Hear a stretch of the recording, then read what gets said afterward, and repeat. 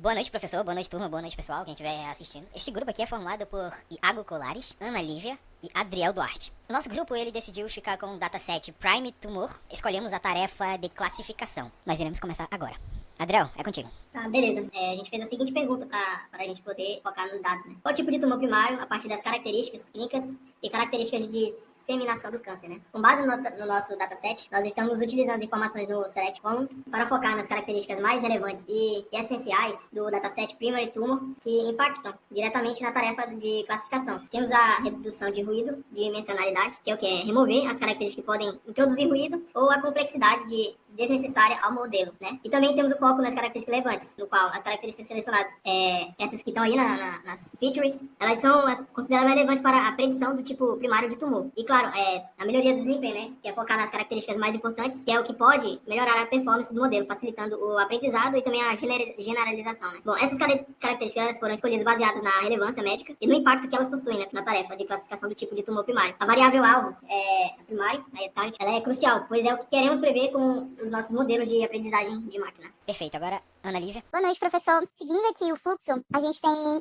conectado ao Select Columns o Data Sampler, onde a gente pode estar fazendo a divisão dos nossos dados. Quando a gente abre aqui nas configurações, já aparece logo a porcentagem que eu quero. Eu configurei aqui para dar 70% dos nossos dados vão ser para treinamento, certo? E 30% vai ser para teste. Aqui embaixo, a gente pode verificar o número, ó. A gente tem um total de 339 instâncias. Dentre essas, a gente vai utilizar 238, tá fazendo os treinamentos, na verdade, aqui com os nossos modelos. E 30% vai ser destinada a realmente testá-los. Ou seja, 70% treinamento, 30% teste, de fato, para verificar. Aqui também ligado, continuando o fluxo, a gente tem ligado diretamente o Test and Score. Junto com ele, a gente também tem ligado os nossos modelos. Nisso, o Test and Score vai oferecer pra gente aqui várias informações, entre elas a acurácia, entre outras, tá? Que a gente vai falar um pouquinho mais na frente delas, até mesmo para decidir o melhor modelo. Nosso amigo Iago vai falar um pouco mais sobre os modelos que a gente utilizou, pra estar comparando. Boa noite, professor. Tudo bom? Obrigado, Ana Lívia. Vou apresentar agora os modelos. E nós utilizamos esse modelo de classificação nesta tarefa porque cada um deles oferece diferentes abordagens. Eles têm as suas vantagens, que podem ser úteis, talvez, para predição e para o tipo primário de tumor, na qual a nossa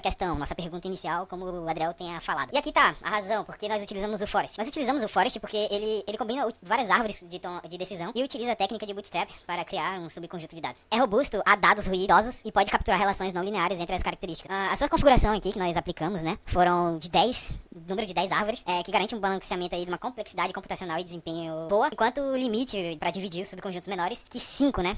Que previne a criação de árvores demasiadamente complexas. Então, temos aqui, né, um modelo básico de Random Forest. Agora nós temos o Logic Regression, na qual nós escolhemos pela sua vantagem de ser um modelo simples e eficiente para tarefas de classificação binária, ou multiclasse. É fácil de interpretar e pode ser regularizada para evitar overfitting. E a configuração dele foi uma regularização rigged L2 com a força C1, ajuda a controlar a magnitude dos coeficientes, né, melhorando a generalização do modelo. Aqui nós temos o SVM, que nós utilizamos, né, por ser tão eficaz em espaços de alta dimensionalidade, e utiliza o kernel trick para lidar com relações não lineares. São robustos em relação a margem claras de separação entre classes, né. A configuração, né, dele de type SVM cost botamos em 1, o Y botamos em 0,10, né, tudo default para se ajustar na margem e tolerância numérica. Kernel RBF para capturar a não linearidade, fornecendo um bom equilíbrio entre precisão e complexidade. E aqui nós temos o tree, que é a árvore, né, que as suas vantagens, ela é facilmente interpretável, permite visualizações de decisões lógicas, adequado para dados categóricos e não requer normalização das características.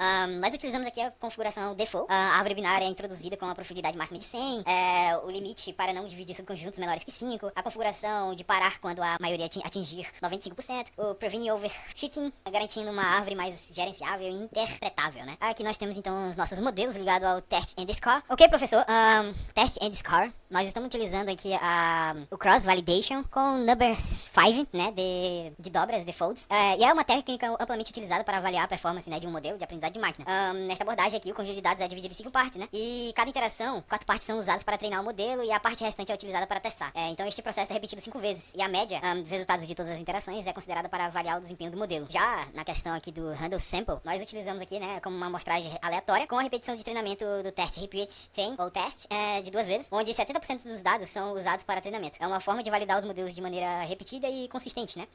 Utilizando essas duas opções, garantimos uma avaliação abrangente e robusta, né, dos modelos, permitindo identificar qual modelo tem o melhor desempenho e são mais capazes de generalizar bem para dados novos e não vistos. Então, como podemos ver, né, primeiro no Cross Validation, o que mais tem acurácia maior foi o Logic Regression, onde de vez em quando ele entra em embate com o Random Forest, né, os dois ficam brigando aí pelo topo. Já no handle sample, também eles continuam na mesma, né? Brigando pelo topo, rodando aqui, ó, os testes.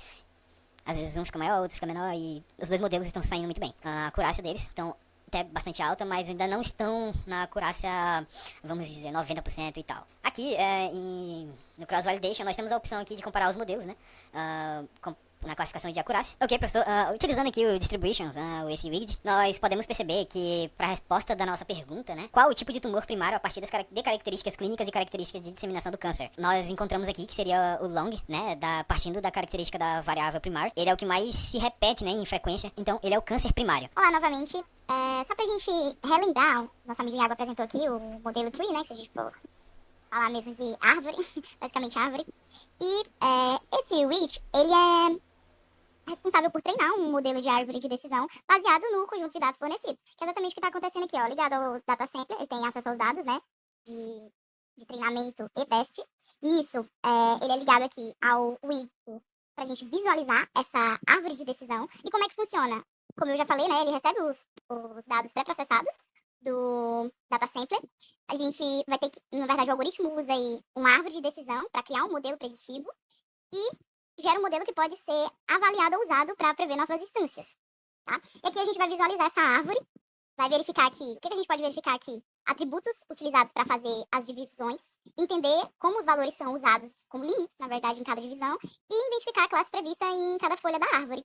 Então aqui nós temos, basicamente, nós internos, folhas e a distribuição, certo? Por que é importante a gente utilizar esse widget do TreeV, poderia dizer assim, ver a árvore, uma interpretação, né, que a gente pode levar daqui, observando as decisões. A gente tem bem aqui no meio o principal aqui, que é a raiz da árvore, que a gente chama, que é o atributo Historic Type, que faz a primeira divisão, separando os demais dados em categorias como anaplastic, o epidemoide, e entre outras.